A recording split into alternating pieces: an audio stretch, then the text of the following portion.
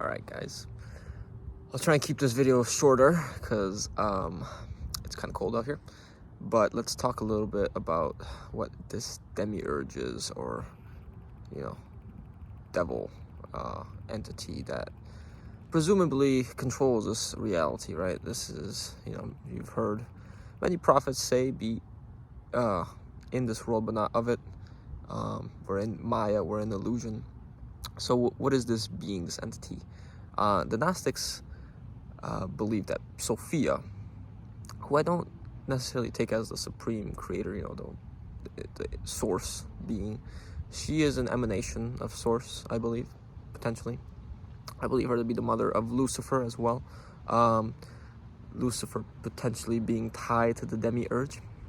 And she created, the Gnostics believe she created this world and accidentally created this Demiurge that also controls the world, and sees itself as source, as the creator, as God. So this being is represented as a lion with a serpentine tail, or a dragon body, really. In many occult circles, it's also seen as the Ouroboros, right? Many people know of the snake eating its own tail, right? That circular snake. But mainly, that Ouroboros is not seen as just the circle. I think it's more so seen as the infinite loop, right? Infinity.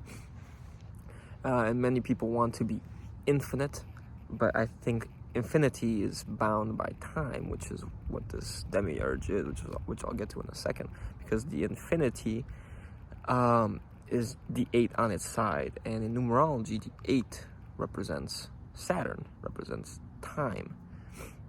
And if you think about it, the infinity, kind of like the universe, it begins where it ends, so in the center point.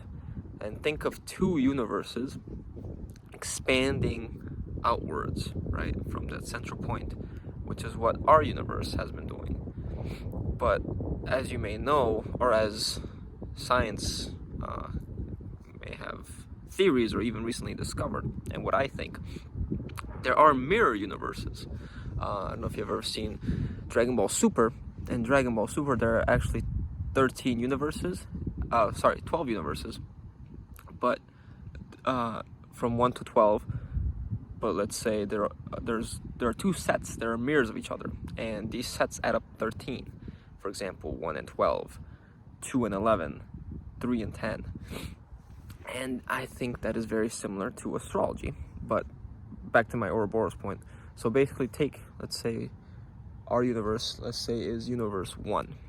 Well, that's one side of the infinity symbol that's going in one way. Okay, and then it's in its expansion point, right? The other one is universe 12. It's a mirror in universe of ours, which basically means things are reflected or maybe upside down. And this is actually what's even said could be on the other side of a black hole, something that is upside down. And we see this in the show Stranger Things, the upside down, right? It's a different dimension. So let's say universe 12 is also expanding. Well, at one point, they expand far enough to where the infinity circle collapses on itself and it starts coming back. Then, as we know, as the scientists say, the universe then starts contracting. And these 2 universes come back together to create the Big Bang, boom, at the center. One of my theories, at least. And this repeats infinitely because it's stuck in time with a lowercase t, time that is experienced here as dilation, as very slow movement, whereas time with a higher uppercase t would be eternal time. So it's the now moment, right? It's the closer you get to source, the less actual time there is, let's say. And again, I believe time to be mainly a buffer between intent and manifestation, potentially. But anyways, so this Demiurge really is a representation of that loop, right? And now we could apply it in our own solar system. It's a Demiurge. Demi, I believe, means two. Now, since Sophia is known to be as the mother of either Lucifer or even or Yahweh, which is the God of the Bible, right? So this is why they say Lucifer and the devil or Satan aren't equal.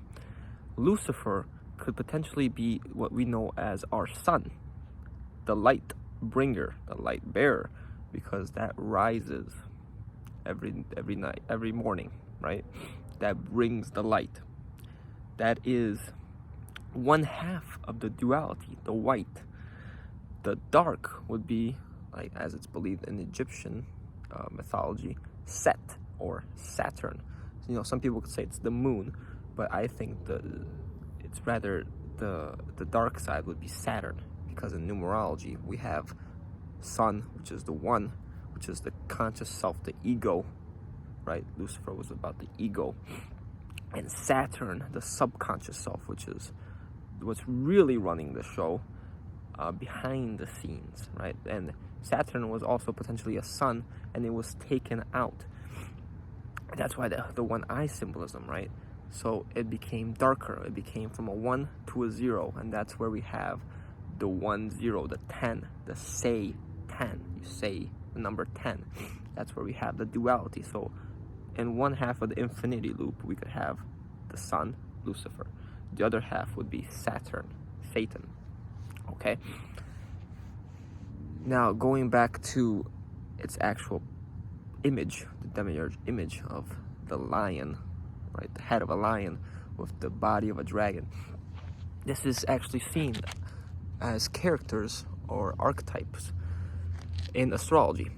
Now the king of the jungle, right, is the lion in typical Western astrology, or no, in all astrology really, besides Chinese. So in our Western and Vedic astrology, we have Leo, the fifth sign, right? The fifth sign, we know Leos to be very prideful. Leo is ruled by the sun. It likes to be the center of attention. It is the number one. And it's only represented by one planet or star, the sun. Planet's called a planet in astrology. So there's one half of the image, right? The second half is the dragon.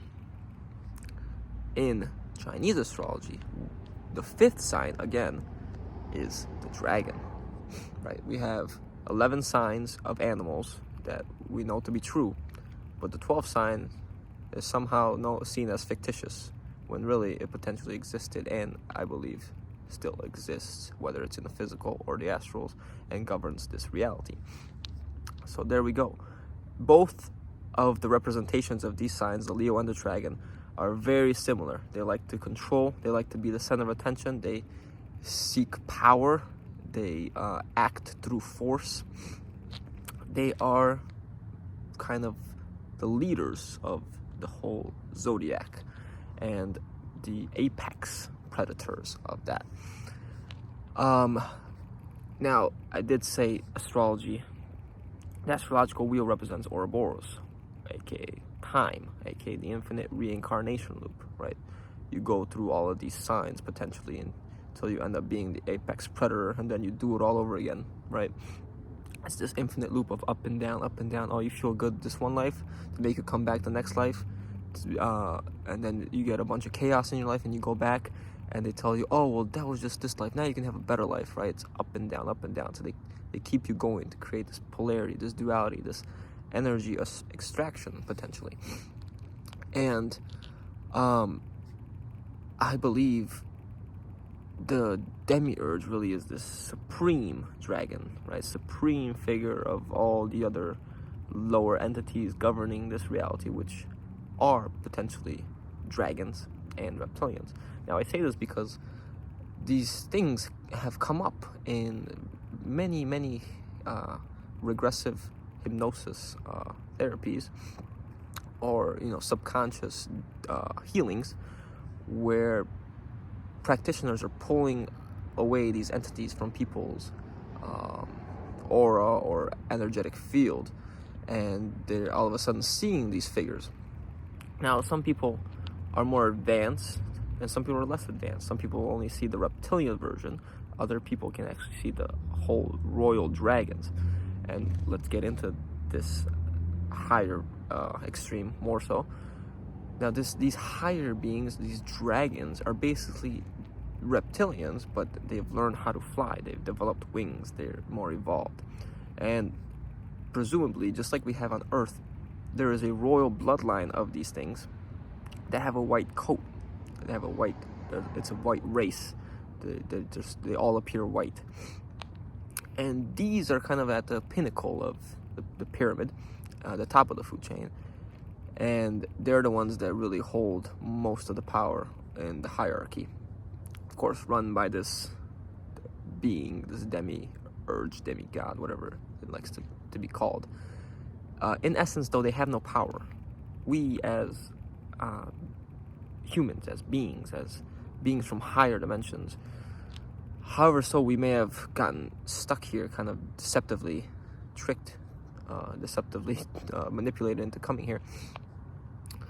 We still hold more power over them, because in these subconscious healings, these subconscious meditations, regressions, the person being healed actually has power over them, or even the person doing the healing. We can literally tell them what to do, as long as we don't fall for their tricks, as long as we don't give our power away to their ideas, to whatever they're telling us, as long as we don't believe them.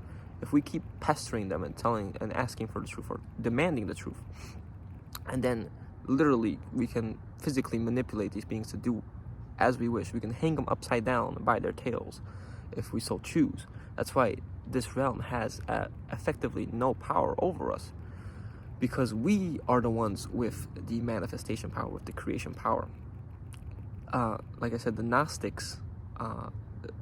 story goes that the Demiurge, when it was created, it was very jealous of, of Sophia, of the beings that Sophia created, or the angelic beings that had been trapped here, because it realized it doesn't have any creative power in and of itself. It's effectively this AI program, this shadow, right? You can't have a shadow without an actual light, right? The shadow has no effective light power. It's just a shadow. It's just a result of a cause, in a sense, right? So we have control over this, and like I mentioned, here on this plane, you see a lot of these bloodlines, these royal bloodlines. Their coat of arms have dragons on them. If you've seen the dragon looking the opposite way with its paws out, kind of looks almost like a lion. Even if you've even seen the symbol for express, if you know what I'm talking about, that symbol, where you'll find it on many coats of arms, these royal coat of arms, and that's a direct representation of who their masters are, or who their incarnations are representing, because potentially they can incarnate into this realm in physical reality and either have clones do their bidding for them, or do the bidding for themselves through reptilians or various things. But their main use is through implants, right? And if you know anything about healing others, there are implants. And these implants run literally through beliefs, subconscious beliefs, subconscious programs that you have now subscribed to, or direct implants that may have been caused from other lives, other reincarnations that you've subscribed to, that you've given your power away in some way.